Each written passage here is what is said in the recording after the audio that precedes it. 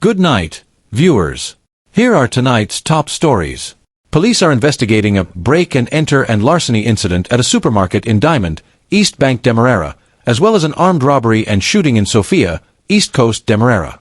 Wanted bulletins have been issued for suspects involved in a deadly drive-by shooting. A postmortem has confirmed the cause of death in the fatal stabbing of a Hill Foot farmer, while businessman A.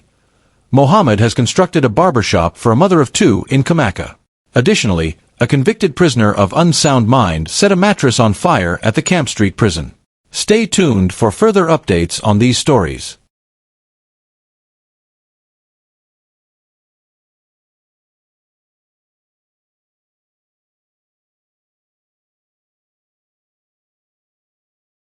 Police investigate break-and-enter and larceny at supermarket in Diamond, East Bank Demerara.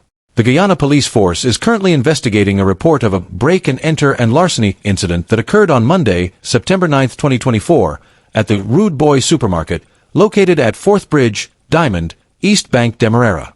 Upon responding to the report, police ranks encountered 4 armed suspects inside the establishment. During the confrontation, the suspects discharged several rounds in the direction of the police officers, who swiftly returned fire. While 3 of the suspects managed to escape, one individual, identified as 25-year-old Junior Persaud of Lot 6 Riverview, Ruimveldt, Georgetown, was apprehended at the scene. Following the arrest of Persaud and through information gathered, officers proceeded to the residence of another suspect, Dequan Small, a 22-year-old of 732 Diamond, East Bank Demerara. Small was subsequently arrested at his home. A search of the residence led to the discovery of various braking devices, a makeshift firearm, several car rims, and a small generator, all suspected to have been stolen from Rude Boy supermarket. The investigation remains ongoing as police work to apprehend the 2 other suspects who are currently at large.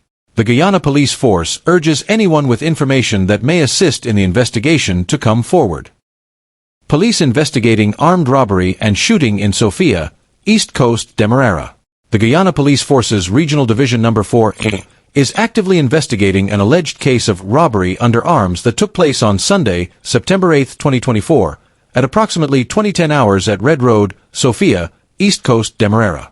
The victim, 34-year-old quasi-lord of Lot 1152 Cummings Park, East Coast Demerara, was robbed of a gold chain by an unidentified masked individual armed with a firearm.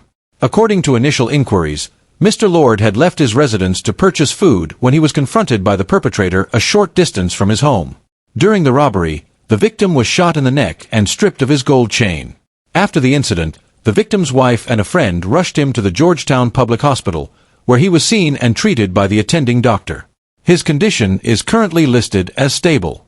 The investigation into this incident is ongoing, and the police are urging anyone with information to come forward.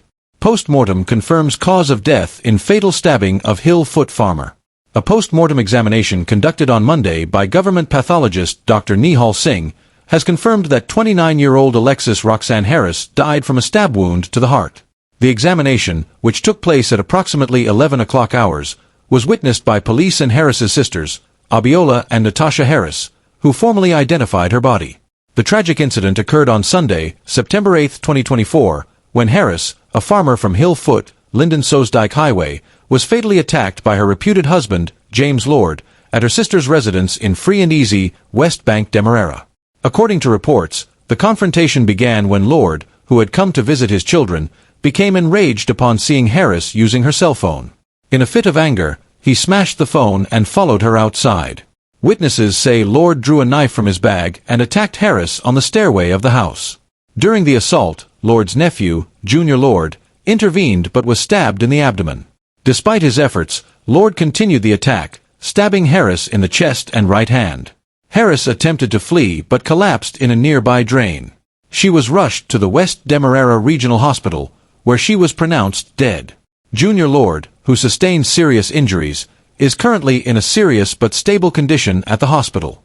James Lord fled the scene on foot, but was later apprehended with the assistance of the public. He was found with self-inflicted wounds and is currently under police guard at the West Demerara Regional Hospital. The investigation into this tragic case is ongoing. Police issue wanted bulletins for suspects in deadly drive-by shooting.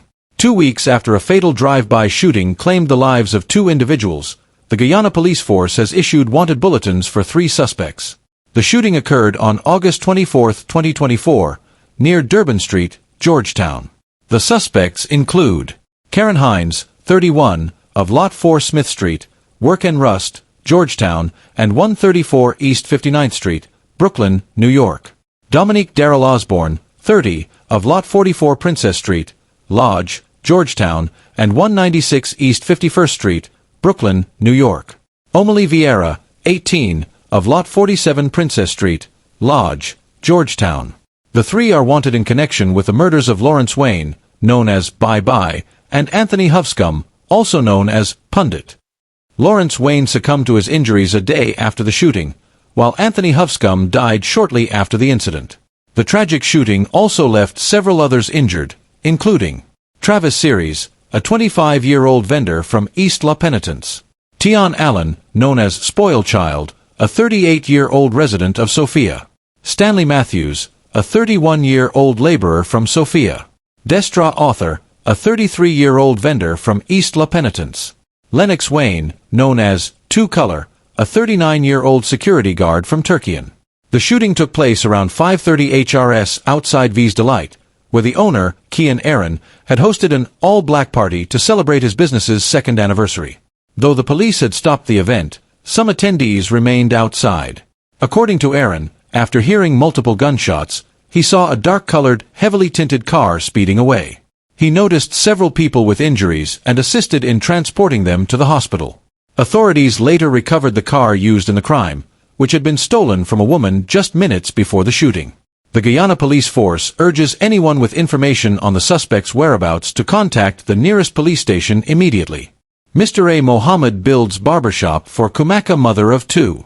In a heartwarming gesture, Mr. A Mohammad has transformed the life of Zumana Paul, a dedicated mother of 2 from Kumaka Mines, Region 10, by building her a new barbershop. Previously, Zumana offered free haircuts to children in her community from the comfort of her home, ensuring they didn't need to travel to Linden for the service. Thanks to Mr. Mohammed's generosity, Zumana now has a more convenient and comfortable facility to continue her work, which not only supports her family but also strengthens the community. Expressing her gratitude, Zumana has pledged to continue offering free haircuts to the children of Kumaka, ensuring that her kind-hearted service will live on in her new shop. Mr. Mohammad, in turn, received a fresh fade from the talented female barber, a symbol of the positive connections formed through this act of kindness. Convicted prisoner of Unsound Mind sets mattress on fire at Camp Street Prison. A potentially disastrous situation was averted on Monday after a fire set by a convicted prisoner of unsound mind at the Camp Street Prison was quickly extinguished by alert prison staff. The inmate, Delon Blake, who is serving a 20-year sentence for rape, reportedly ignited his mattress at approximately 1400 hours while inside his cell in the security block of the Georgetown prison. Senior Superintendent Olivia Cox, officer in charge of the Georgetown prison, confirmed that the fire was swiftly contained by officers on duty, preventing the incident from escalating into a more serious emergency. Blake, along with fellow inmate Christopher Stanley, who is also of unsound mind, were both immediately transported to the Georgetown Public Hospital Corporation, GPHC, for medical evaluation and treatment. At this time, the extent of their injuries remains unclear. The situation prompted a coordinated response by prison staff, and the fire was brought under control without any further incidents. Authorities continue to investigate the matter to determine the cause of the fire and assess the mental health conditions of the inmates involved. The Guyana Prison Service remains committed to ensuring the safety and security of both inmates and staff in all facilities.